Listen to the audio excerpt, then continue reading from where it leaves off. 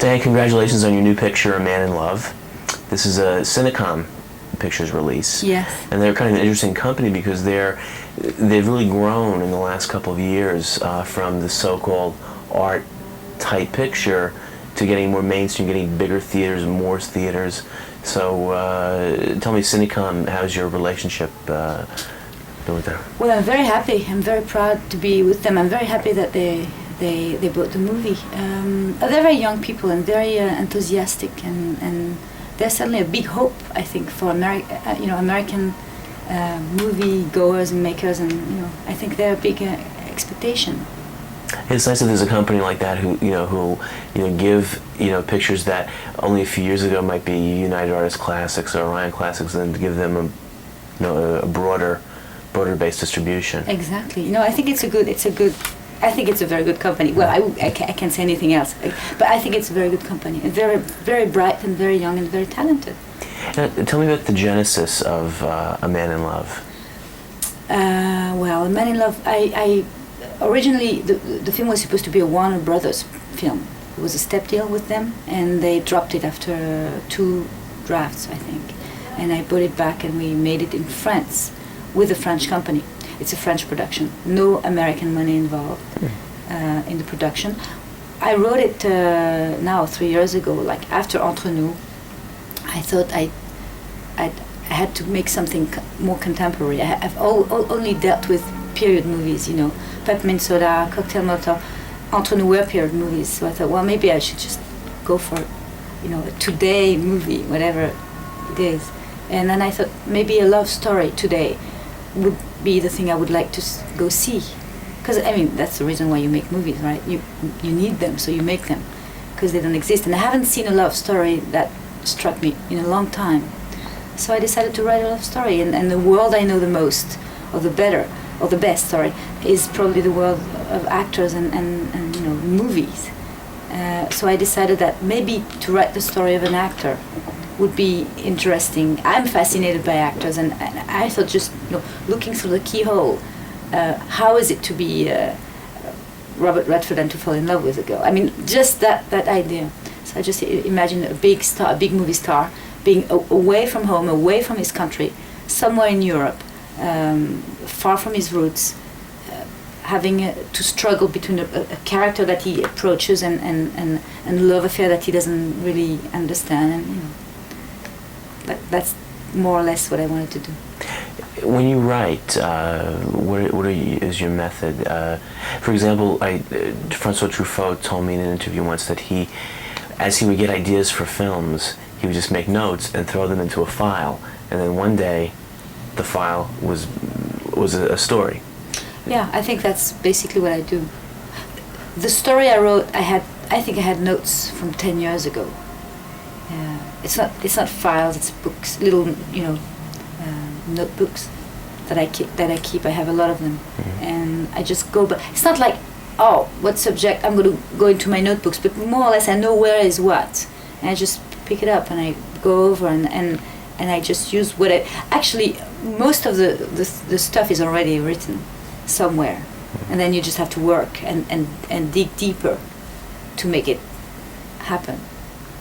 Now, in all of your pictures, the performances are uniformly excellent. So some might term you as very much of an actor's director, because the performances are very strong. And certainly, you always use very, very good actors. This is some of that I assume would stem from the fact that you had an acting background. Well, I guess it's one of the reasons. Although I think that my background as an actress is, I can't say it's an accident, but at the same time I think that I came to filmmaking through that path, and I could have done something else. My approach was through acting. Some people are ADs or go to school, film school. I just started as an actress and then drift away. I don't feel that I'm closer to actors than other directors. I just feel that it's the most important thing, because the thing you're going to see on the screen, and ultimately the thing which is going to touch you the most, is the acting. as long as you don't deal with trucks and special effects only, which is another kind of movies. But actors, I think, are the essence of movies, and you better have them being right on the screen. I think it's very important. I hate when actors are bad. I mean, it happens. It's very annoying. It puts you off. Puts you off. You say puts you off of the movie. It's like very annoying. On L'Entraîneur, did you have a great deal of rehearsal time since it was such a the character study? No, I didn't have. You mean in the process of filming? Yeah. No, not more than on any other film. I don't rehearse very much. I don't like to rehearse very much, and I don't like too many takes. I'm always afraid we're going to lose it, you know. Mm-hmm. So the rehearsals for me are just a way of making sure that we're not going to have anything wrong while we're shooting, in case we get the right stuff at the first minute, at the first moment. But I don't. For instance, I didn't rehearse on Entre Nous before the movie. I had on Man in Love. I had a week rehearsals with the actors, which was very, very good. It was a nice way, theater way of approaching the film, which I really like, and I think I'm going to do that in the future. But I don't rehearse so much on the set. No. The actors, you have a very, very interesting cast in A Man in Love. Peter Coyote. This is really his first opportunity to really more or less carry a picture. How was your experience working with him? It was great. I loved working with them, with all of them. They were just very different from French actors.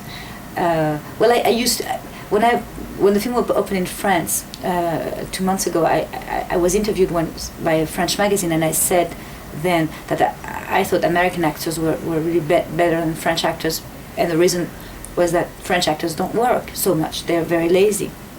And I had so many friends, people calling me and being so angry at me for saying that. So now that I'm in America, I can say it easily because they won't see me saying it. But it's true. I really believe it. I really think that the stakes are higher here. The competition is so much stronger here. That actors are taking their jobs more seriously, and it's a craft which is more. Well, first of all, the American people are actors from the day they are born. Television, I don't know what makes them being actors, but they really are. You see French people and they don't know how to behave, they don't know how to act. Interview people in the street in Paris or in any city in France, they would be awkward, they'd be here, interview anybody in the street, they're going to act, they're going to put on a show. And that's a big difference. So I think they already have that in their genes, I don't know where. Certainly Jamie Lee Curtis does, for coming with her. She is certainly one of them. But most of the people are actors here, so probably it comes from there. And also the fact that they take it seriously. There's so many actors. They have to be better. They work a lot. I've been really amazed by the way they work. Coyote, Peter Riegert, they really go for. I mean, they won't let you alone. They won't leave you in peace until they have it right. And that's, I think, very, very good. Peter Riegert is wonderful in the movie, and he really all of his scenes. He's right there. He's really fabulous. He brings a lot himself when he comes. Well, not only brought his shirts. I had a whole thing of a series of costumes for him, and he arrived in Rome with all 30 shirts that and he convinced me. It was great. He tried shirt after shirt, and I looked at him and I thought, God. But he worked. I mean, it's not just a matter of shirt. Yeah. Of course, it's not like this is just almost a joke. But he worked really hard, and he knew what I wanted from him. I mean, when I wrote the film, I thought about him for the part. Mm-hmm. He's the only one I thought of for the part, actually. So it was such a gift for him in a way that he wanted to be, And you cast John Berry, who's a very interesting director, really, himself. But he was blacklisted, I believe, Yeah, he's been blacklisted. He left for Europe in the 50s, and he's been living there since. He's an actor too, a director. Mm-hmm. He's a figure. He's a funny, very interesting, crazy man. Yeah. And he was very good in Round Midnight. I haven't seen it. He's very, very good in that. Yeah. And Claudia Cardinale. It was always a treat to see her on screen. And there's a nice relationship in the film between her and Greta Scacchi. Yeah, she's a very tender person. Mm-hmm. and people love her. It's very when you're in Rome with her, you go to a restaurant or you walk in the street. It's funny because people go for autographs and stuff, but the way they do it is a lot of respect and a lot of love. They really care for her. I don't know. She's loved by everybody in the profession. Everybody who approached her, she's always smiling, and she always is like this incredible, glamorous. She's a star. She's a real star. The film was reviewed over the weekend by Roger Ebert, who liked it, gave it a thumbs up. But I don't know did you happen to see the? No, I haven't. But he said something interesting, which was that referring to the title, "A Man in Love," he said, "Well, it could be the love between Peter Coyote and Greta Scacchi. It could be the love between Coyote and Jamie Lee Curtis. It could be the love between John Barry and Cardinal." But he said, "I think that it's really he's in love with himself. I mean, that the Coyote character, he's so self-involved and given to these little fits of passion and temperament." That's what actors are about very often, especially movie stars. They are very often very self-absorbed and self-centered, and that's what's so fascinating and charming about them. You hate it and you love it. It's like you want to, if you approach a movie star, that's what you're going to get. A mystery, somebody you can't predict about, you can't reach him, you can't touch him. And although there's a lot of charisma, a lot of charm, a lot of love in there, and it's those mixed, feelings and emotions that I try to capture. If I wanted to be, I really wanted to be truthful to what an actor is. I think that's, without generalizing, because it would be really, he is a character, he's a man. Most of the time I think that's what they are about.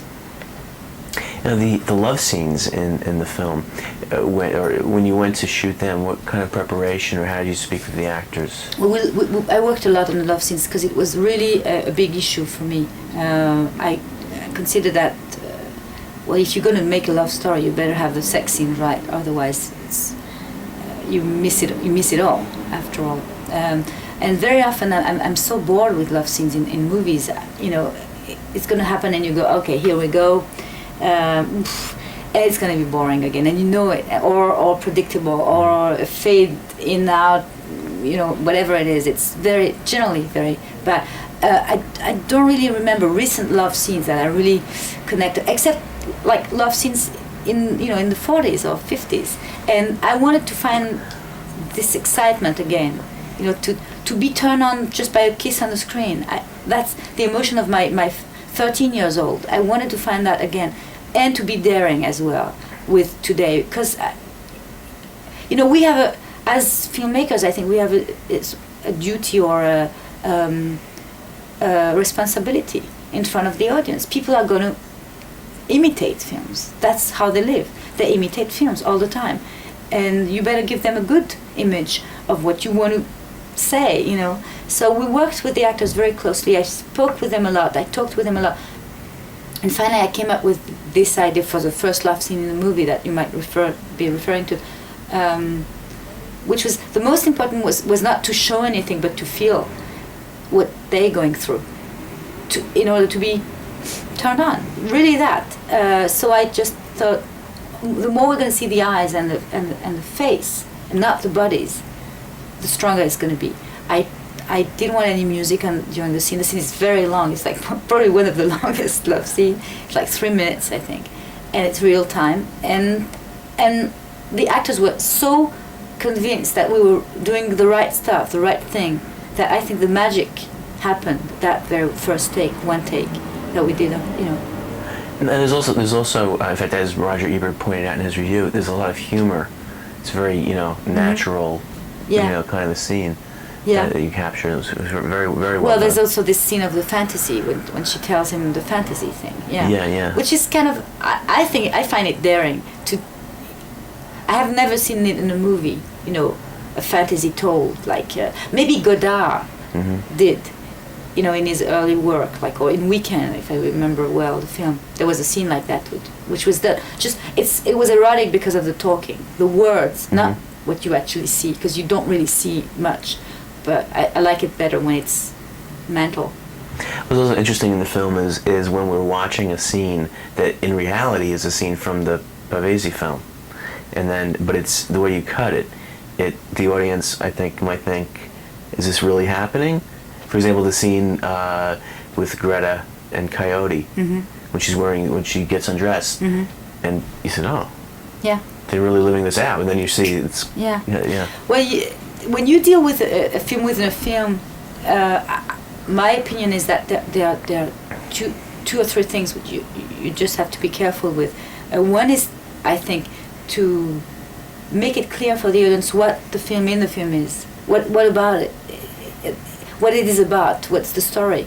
My idea was to make it clear. It's going to be a biography. It's going to be a life story. So the guy will be born, will live, do something, and die eventually. So it's clear. It's not complicated to understand. Then if, in the case of my film, if he's a writer, if he kills himself, if he's a complicated character, then it's going to be far more interesting for the actor who's going to portray him, and it's not too complicated for the audience to understand.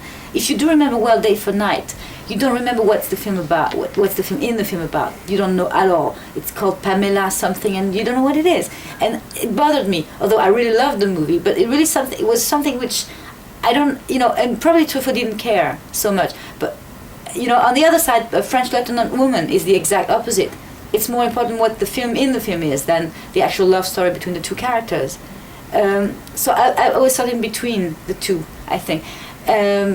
You have to, and the other thing you have to deal with also when you deal with a film within a film is you have to sometimes be in the film, be out of the film, and you have to find different ways each time, because you don't want to bore the audience. You want them, to follow you through your little travel.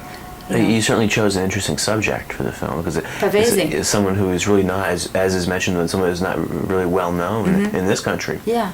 Well, it's sort of an homage to him too. He was a very famous writer in the 40s, and he died in the 50s, and he's totally unknown in this country. And it makes me really sad because he was especially infatuated with America. He loved America. Well, actually, he killed himself after it had been betrayed by an American actress who was called Constance Downing, who got married, and I think he killed himself a few months later. And he was really in love with this country. He translated Faulkner and Herman Melville and a lot of English American writers. And he's not known at all here. How did you first get interested in film? Were you a moviegoer as a child? Or? Yes, I would go to the movies all the time, yeah. Very, very often. We didn't have a television, and the only pleasure I could find, at the time in life was to go to the movie.